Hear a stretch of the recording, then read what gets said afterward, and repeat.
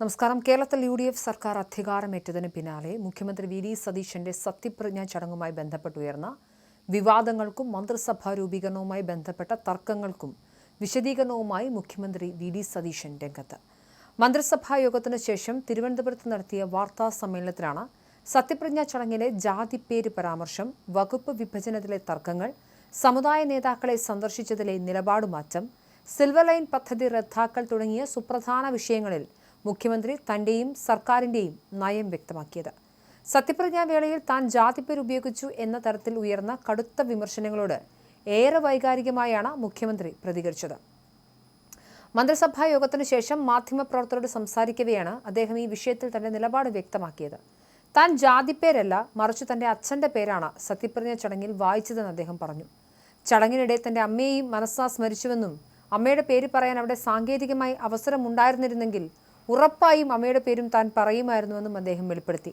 നമ്മളെ വളർത്തിയ അച്ഛനെയും അമ്മയെയും അത്തരം സുപ്രധാന നിമിഷങ്ങളിൽ ഓർക്കുന്നത് നമുക്ക് സന്തോഷമുള്ള കാര്യമാണെന്നും അവരുടെ പേര് പറയുന്നതിൽ താൻ ഏറെ അഭിമാനിക്കുന്നുവെന്നും സതീശൻ കൂട്ടിച്ചേർത്തു. തന്റെ അച്ഛന്റെ പേര് പറയുന്നതിൽ എന്താണ് തെറ്റെന്നും അദ്ദേഹത്തിന്റെ പേര് അതുതന്നെയാണെന്നും പറഞ്ഞ മുഖ്യമന്ത്രി MLA ആകുന്നതിന് മുൻപ് തന്നെ മരണപ്പെട്ടുപോയ മാതാപിതാക്കളുടെ പേര് ഔദ്യോഗിക രേഖകളിലുള്ളതുപോലെ മുഴുവനായി വായിക്കുകയാണ് ചെയ്തതെന്ന് വ്യക്തമാക്കി.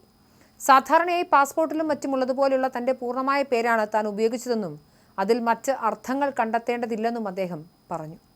നേരത്തെ 2021 മെയ് 24 നിയമസഭയിൽ MLA സത്യപ്രതിജ്ഞ ചെയ്തപ്പോൾ വി ഡി സതീശൻ എന്ന ഞാൻ എന്നാണ് അദ്ദേഹം ഉപയോഗിച്ചിരുന്നത്.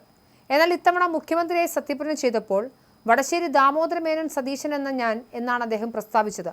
ഇതുവരെ ഇല്ലാതിരുന്ന സവർണ ജാതിവാൽ അഥവാ മേനോൻ പ്രയോഗം ഉറക്കെ പ്രഖ്യാപിച്ച് സത്യപ്രതിജ്ഞ ചൊല്ലിയതും ചടങ്ങിലെ മതനിരപേക്ഷ വരികളെ മറികടന്ന് വന്ദേമാതരം ചൊല്ലിയതുമെല്ലാം അദ്ദേഹത്തിന്റെ മുൻകാല മതേതര നിലപാടുകൾ പൊള്ളയാണെന്ന് തെളിയിക്കുന്നതാണെന്നും ചൂണ്ടിക്കാട്ടി കോൺഗ്രസ് നേതാക്കളടക്കം വലിയ രീതിയിൽ സാമൂഹിക മാധ്യമങ്ങളിൽ വിമർശനം ഉന്നയിച്ചിരുന്നു.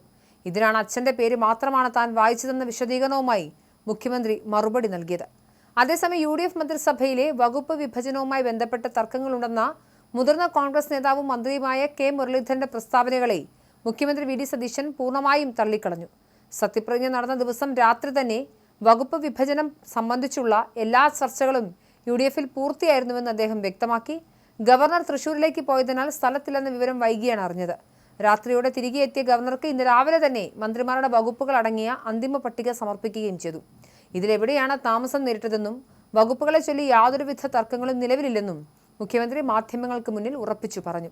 സത്യപ്രതിജ്ഞയ്ക്ക് മുൻപ് തന്നെ ഘടകകക്ഷികളുമായുള്ള ചർച്ചകളെല്ലാം സുതാര്യമായി പൂർത്തിയായിരുന്നുവെന്നും മുരളീധരൻ പറഞ്ഞ തരത്തിലുള്ള യാതൊരു പ്രശ്നങ്ങളും മുന്നണിയിലില്ലെന്നും അദ്ദേഹം വ്യക്തമാക്കി. എന്നാൽ പുതിയ മന്ത്രിസഭയിലെ വകുപ്പുകളെ ചൊല്ലി മുന്നണിയിലും പാർട്ടിക്കുള്ളിലും കടുത്ത അസംതൃപ്തി ഉണ്ടെന്നാണ് സൂചന. അങ്ങനെയാണ് മന്ത്രി K മുരളീധരന്റെ കഴിഞ്ഞ ദിവസത്തെ വാക്കുകളിൽ നിന്ന് മനസ്സിലാക്കേണ്ടത്. ഉന്നത വിദ്യാഭ്യാസം, ഫിഷറീസ് തുടങ്ങിയ ചില പ്രധാന വകുപ്പുകളെ ചൊല്ലി തർക്കങ്ങൾ നിലനിൽക്കുന്നുണ്ടെന്നും ചില വകുപ്പുകളിൽ മാറ്റങ്ങൾക്ക് സാധ്യതയുണ്ടെന്നും മുരളീധരൻ പരസ്യമായി പറഞ്ഞിരുന്നു.